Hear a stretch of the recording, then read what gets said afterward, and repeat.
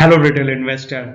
अच्छा, क्या आप परेशान हैं आपका हाई एक्सपेंस रेशियो से क्या होता है कि आपका जो रिटर्न है वो over a period of time कम हो जाता है। तो उसके वजह से आपका जहाँ पे छोटा एक्सपेंस रेशियो है वहाँ पे आपका इन्वेस्टमेंट होना चाहिए।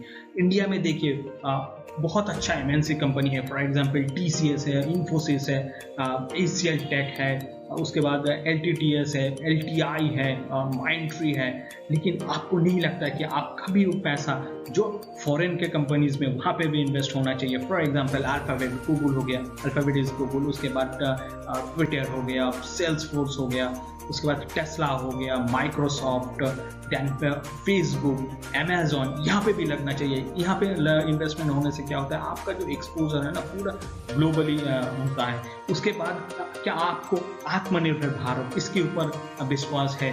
क्या आप सच में डिजिटल इंडिया के ऊपर विश्वास करना चाहेंगे? ये सब आप देखेंगे कि हम लोग जब 2013-14 में रहते थे, हम लोग कितने लोगों के पास स्मार्टफोन रहता है, लेकिन आप देख लीजिए आज हर घर में एक एक करके स्मार्टफोन रहता है। तो और उसके बाद आपको क्या सच में आर्टिफिशियल इंटेलिजेंस, मशीन लर्निंग इसके ऊपर भी विश्वास है? तो ये प्रॉब्लम को सॉल्व करने के लिए, जैसे मैंने मेरा पिछले वीडियो में बात किया था ना टाटा डिजिटल फंड के बारे में, इस वीडियो में हम लोग बात करेंगे और एक फंड, मतलब और एक ऑल्टरनेटिव के बारे में बात करेंगे जिसका नाम है आईसीआईसीआई प्रूडेंशियल टेक्नोलॉजी फंड। इसका जो करंट एनएवी चल रहा है वो है 153.280। उसके बाद इसका जो टोटल एसेट है वो है 8,742 करोड़। इसका एक्सपेंस रेशियो 0.80 है और एग्जिट लोड, मान लीजिए आप 15 डेज के अंदर रिडीम करना चाहते हैं तो आपका एग्जिट लोड 1% लगेगा, और 15 डेज के ऊपर करना चाहते हैं तो आपका कोई भी एग्जिट लोड नहीं लगेगा। चलिए अब ये जो फंड का ना डिटेल थोड़ा पोर्टफोलियो को देख लेते हैं कि क्या क्या है क्या क्या नहीं है। आप ऊपर थोड़ा देखेंगे तो ये जो फंड है ना, ये मैं ये एक्चुअली जो पारंपरिक म्यूचुअल फंड है ना, जो फ्लेक्सी कैप फंड है, उसका ऑल्टरनेटिव भी हो सकता है। ठीक है, पारंपरिक म्यूचुअल फंड में क्या होता है कि वहाँ पे आपका टेक्नोलॉजी भी रहता है और नॉन टेक्नोलॉजिकल कंपनीज भी रहता है। ठीक है, लेकिन ये जो फंड है ना, ये स्पेसिफिकली टेक्नोलॉजी के ऊपर फोकस करता है। वो इंडिया में भी हो सकता है और यूएस में भी हो सकते हैं। फॉर एग्जांपल इंडिया से आप देख लीजिए, यहाँ पे इन्फोसिस, विप्रो, भारत में भारतीय एयरटेल, टेक महिंद्रा, एम्फोसिस है। लेकिन आप कॉग्निजेंट सॉल्यूशन को देख लीजिए, ये बाहर का कंपनी है और यूएस का कंपनी है। ठीक है, उसके बाद एसेंचर पीएलसी क्लास है, ये एक्चुअली तो देखिए यूरोप का कंपनी है, लेकिन ये यूएस में लिस्टेड है। उसके बाद आप नीचे जाएंगे जो मेटा प्लेटफॉर्म, ये फेसबुक है। ठीक है, उसके बाद आप नीचे जाएंगे तो फिर आपको मिलेगा सेल्सफोर्स भी यूएस कंपनी है। ठीक है, उसके बाद सेकंड में जैसे एडोबी यूएस कंपनी है। उसके बाद सैप ACADR, ये भी यूएस कंपनी है। तो ये, और यहाँ पे देखिए वॉकडेज INC, ये भी यूएस कंपनी है। तो ये जो फंड है ना, ये क्या किया है कि इंडिया का जो टेक्नोलॉजी बड़ा जो एमएनसी कंपनीज है, टीसीएस और यूएस का, तो दोनों मिक्स करके एक फंड क्रिएट किया है। देखिए अब डायरेक्टली हम आ जाते हैं परफॉर्मेंस के ऊपर। करंट एनएवी देखिए 153, 151 ऐसे ही होगा क्योंकि आज मार्केट गिरा है। और आप मान लीजिए ये ऑलमोस्ट 9 साल पुराना फंड है। आप 2013 में मतलब थोड़ा भी लैमसम अमाउंट 10,000 रुपये इन्वेस्ट करते तो आज वो बन के 78,000, तो अप्रॉक्सीमेटली सोच लीजिए 80% आपका रिटर्न आ जाता। और ये रिटर्न देख लीजिए, ये लीनियर नहीं रहेगा कभी भी। फॉर एग्जांपल आप देख लीजिए फंड 2014 में 27%, 15 में देखिए ओनली 4%, 16 में -3%, उसके बाद फिर देखिए 2017 में 20%, 18 में 20%, 19 में 3%, उसके बाद 20 में देखिए 71.69% एंड 2021 में 77.76%। ठीक है, और सिमिलरली आप देखिए कैटेगरी में भी आप देख लेंगे ना, कैटेगरी में भी इसको बीट किया है। आप इंडेक्स लेवल पे भी देख लीजिए, इंडेक्स लेवल पे भी ये फंड हर किसी को बीट किया है।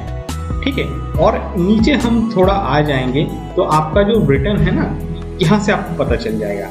देखिए आप इस फंड में इन्वेस्ट करते हैं ना, तो सिंस इंसेप्शन 24%, 5 ईयर्स में 30%, 3 ईयर्स में 34%, 1 ईयर में 30% आपका रिटर्न बनता है। ठीक है, देखिए अब हम लोग क्या करेंगे कि जो रिटर्न है ना उसको थोड़ा कैलकुलेट कर लेंगे। मैं मतलब मान लेता हूँ कि आप 5000 में इन्वेस्ट, अच्छा थोड़ा बहुत कम कर लेते हैं, ओनली 2500 कर लेते हैं। इतना भी SIP आप करते और आपका रिटर्न देखिए 24 का मैं पकड़ता नहीं हूँ, 20 आपको मिल जाएगा। ठीक है, और टाइम पीरियड मैं थोड़ा बढ़ा के इसको 30 ईयर्स तक कर देता हूँ। तो सॉरी एक मिनट है, हाँ अब देख लीजिए, मैंने SIP अमाउंट 2500 दिया है, उसके बाद एक्सपेक्टेड रिटर्न 20% दिया है, और उसके बाद जो टाइम पीरियड है ना वो 30% मैंने रखा है। तो आप इससे देख लीजिए आपका जो टोटल इन्वेस्टमेंट अमाउंट होगा वो ऑलमोस्ट 9 लाख के आसपास हो जाएगा, मतलब आप SIP करते करते। उसके बाद आपका जो रिटर्न होगा ना वो आपका 5 करोड़ 75 लाख इस आसपास होगा, और ये जो टोटल वैल्यू होगा ना इसका होगा ऑलमोस्ट 5 करोड़ 84 लाख समथिंग। ठीक है, और देख लेते हैं तो, और लैमसम में भी देख लेते हैं एक बार। लैमसम में आप पकड़ लीजिए इसको, मैं सिंपली 1 लाख कर देता हूँ।